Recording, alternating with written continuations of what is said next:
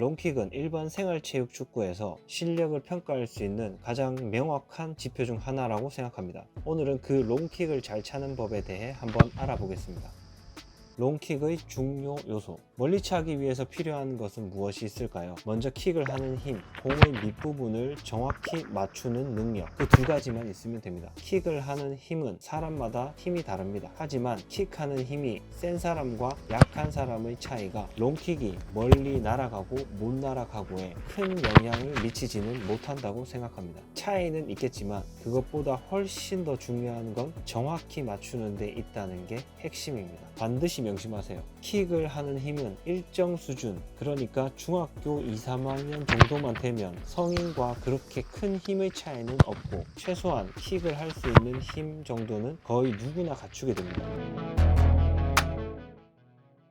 어떻게 해야 정확하게 맞출 수 있을까? 첫 번째, 차는 순간 공을 끝까지 볼 것. 이것은 당연한 소리입니다. 롱킥을 하기 전까지 혹은 슈팅을 하기 전까지는 수비의 위치, 우리 팀의 움직임 등 주변 상황을 살펴야겠지만 마지막 최종 임팩트 시에는 공을 봐야 정확히 임팩트되고 우리가 추구해야 할 공을 정확히 맞추는 것이라는 목표에 가장 근접할 수 있을 것입니다. 그러면 어떻게 해야 정확하게 맞출 수 있을까? 오늘의 핵심. 두 번째가 사실상 이 영상의 핵심이자 롱킥의 전부라고 생각되는 부분입니다. 차는 발이 공의 밑부분으로 들어가기 위해 발이 비스듬히 들어가야 합니다.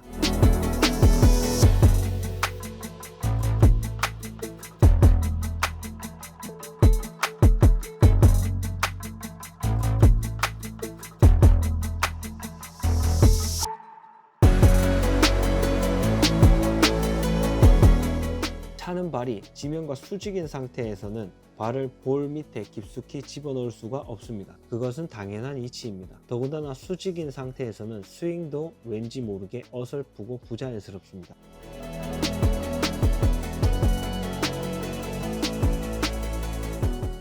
그렇다면 차는 발을 비스듬히 옆으로 기울여서 들어가려면 어떻게 해야 할까요? 바로 차는 순간에 몸과 디딤발을 짚는 다리가 보시는 바와 같이 대각선으로 기울여져야 합니다.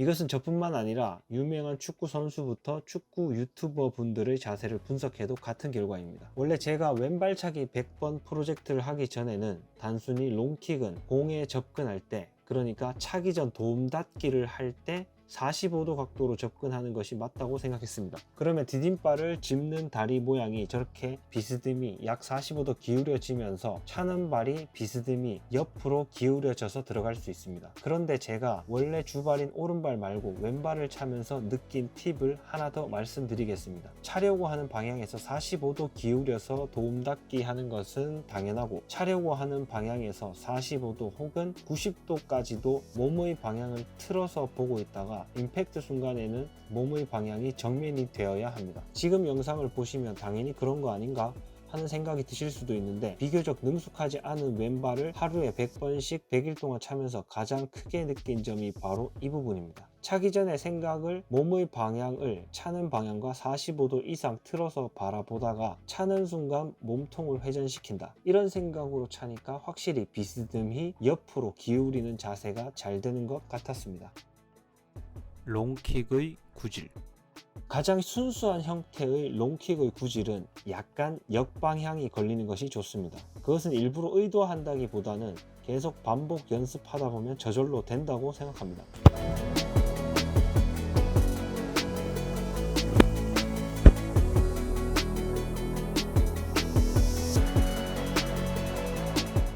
상황에 따라서 공의 밑부분을 차되 오른쪽으로 혹은 왼쪽으로 공을 회전시켜서 감아 찰 수도 있지만, 롱킥의 기본이 되는 것은 아주 순수한 역회전이 걸린 킥을 정확히 찰 수 있어야 합니다. 그럼에도 불구하고 킥을 하는 힘을 늘리려면, 킥을 하는 힘은 사실 크게 중요한 요소는 아니지만 조금이라도 더 킥을 하는 힘을 강하게 하려면 신전 반사, 쉽게 얘기해서 킥을 찰 때 주로 사용되는 근육은 대퇴사두근, 즉 허벅지 앞쪽 근육입니다. 이 대퇴사두근이 최대한 늘려졌다가 고무줄처럼 탕 튕길 수 있도록 하는 것이 백스윙입니다. 백스윙을 크게 하는 것이 이 대퇴사두근이 고무줄처럼 길게 느려지는 데 도움을 줍니다. 그런데 백스윙을 크게 하는데 킥을 하기 전 반대팔 스윙을 크게 하는 것이 매우 큰 도움이 됩니다. 이 부분은 사실상 운동 역학적으로 분석하자면 어렵기만 하고 단순 반복 훈련을 해보면 누구나 몸으로 체감할 수 있는 부분이라 더 자세한 설명은 하지 않겠습니다. 아무튼 요약하면 킥을 하는데 주로 사용되는 근육이 허벅지 앞근육 대퇴사두근이고, 이 근육의 길이를 최대한 많이 늘렸다가 놔야 하는데 그러기 위해서는 반대팔의 스윙이 크게 영향을 미친다. 하지만 차는 힘은 롱킥의 성공 요소의 가장 중요한 요소는 아니다 정도만 기억하시면 되겠습니다.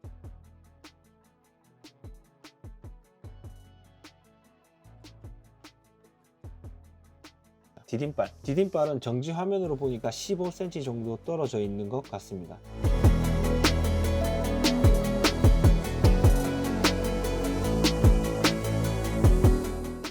하지만 이것은 어디까지나 정지 화면으로 본 결과이지 제가 애초에 15cm 떨어진 지점에 디딤발을 두려고 찬 것은 아닙니다. 그리고 실제 경기에서나 훈련을 할 때 움직이는 볼을 차는 연습을 하기 때문에 디딤발은 볼을 따라가고 실제로는 볼의 움직임에 따라 바뀌는 것이기 때문에 반복 훈련에 의한 감각에 의존한다고 볼 수 있습니다. 결국 가장 중요한 것은 반복 훈련입니다.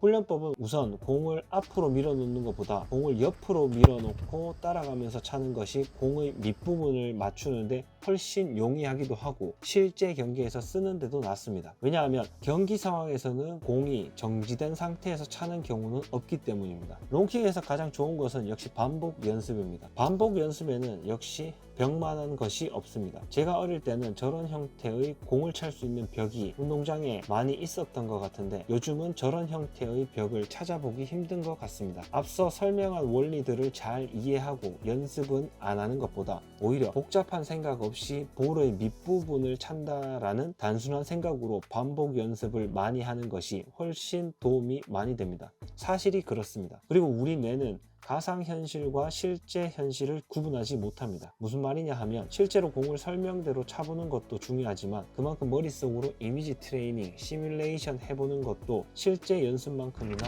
중요하고 효과가 있다는 말입니다. 그러니까 실제 연습이든 이미지 트레이닝이든 계속 반복 연습하십시오. 제가 응원하겠습니다. 제일 중요한 건 반복 연습입니다. 목표점. 제가 많은 아이들에게 축구를 가르치고 또 많은 생활체육 축구인들과 축구 선수 출신들을 본 결과 50에서 60m 정도 바운드 없이 공을 보낼 수 있다면 우선 롱킥을 구사한다고 볼 수 있습니다. 물론 그 이상 차면 엄청나게 잘 차는 것이지만 생활체육 아마추어 축구에서 50m 정도는 충분하다고 봅니다.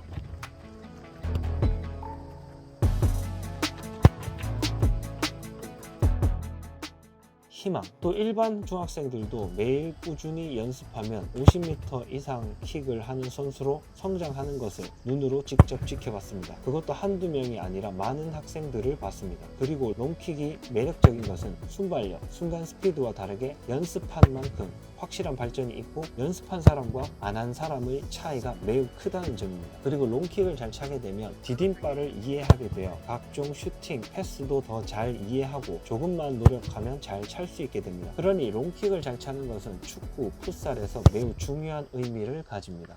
응용 혹은 잘못된 케이스. 롱킥은 숙달이 많이 되면 궤적, 높이, 스피드, 강약 다 조절해서 경기 상황에서 멀리 있는 우리 팀 선수에게 더 정확히 전달할 수 있게 됩니다. 그런데 우리가 추구하는 순수한 약간의 역회전 롱킥 말고 다른 형태의 응용 혹은 잘못 임팩트된 케이스들이 있습니다. 지금부터 다른 케이스를 소개하겠습니다. 잘못된 케이스와 다른 형태 응용은 그것의 차이는 자유자재로 구사할 수 있느냐 혹은 한 가지 케이스만 구사할 수 있느냐의 차이로 보시면 될 것 같습니다. 첫 번째로 왼쪽으로 회전하여 감겨 들어가는 경우입니다. 이 경우에는 프리킥을 찰 때 슈팅과 흡사합니다. 하지만 순수한 역회전 롱킥을 찰 수 있는 상태에서 상황에 따라서 왼쪽 회전을 줄 수 있는 경우는 좋은 응용이지만 킥이 무조건 왼쪽 회전이 되는 경우는 아직 발을 볼 밑에 비스듬히 잘 집어넣지 못하는 경우입니다. 제가 가르친 학생들 중에 가장 많은 케이스가 있는 게 롱킥이 왼쪽 회전을 하는 경우입니다. 특히 롱킥을 처음 배울 때 흠이 있는 케이스입니다. 저 역시 지금 왼발이 이 수준에 머무르고 있습니다.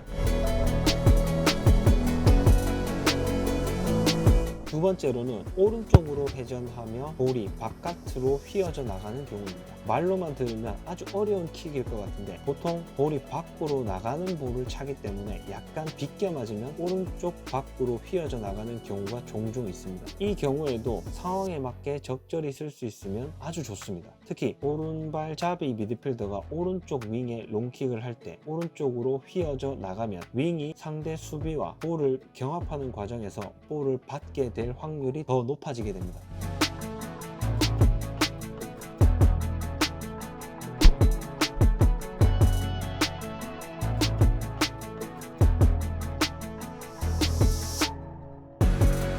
세 번째로는 잘못 임팩트되어 실수로 나오기 힘든 케이스입니다. 이 기술을 잘 구사하면 아주 멋지고 수준 높은 기술입니다. 롱킥을 차는 것과 같이 와서 마지막 임팩트 순간에 볼을 약간 원래 롱킥이 맞는 위치보다 더 높은 위치, 볼 중심에 더 가까이 임팩트 하면서 밑에서 위로 차는 것이 아니라 볼이 지면과 수평하게 쭉 뻗어나가는 킥입니다.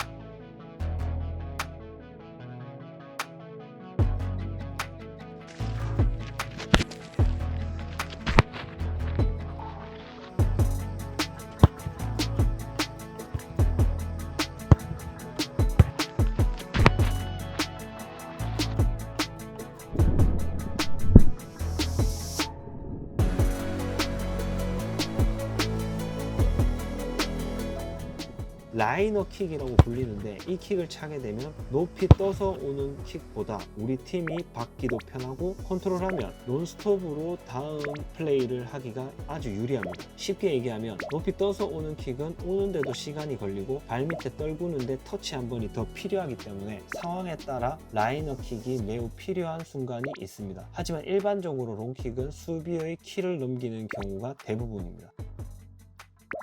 오늘은 축구에서 가장 필요한 기술 중 하나인 롱킥에 대해 알아봤습니다. 긴 영상 봐주셔서 감사합니다. 행복한 하루 되세요.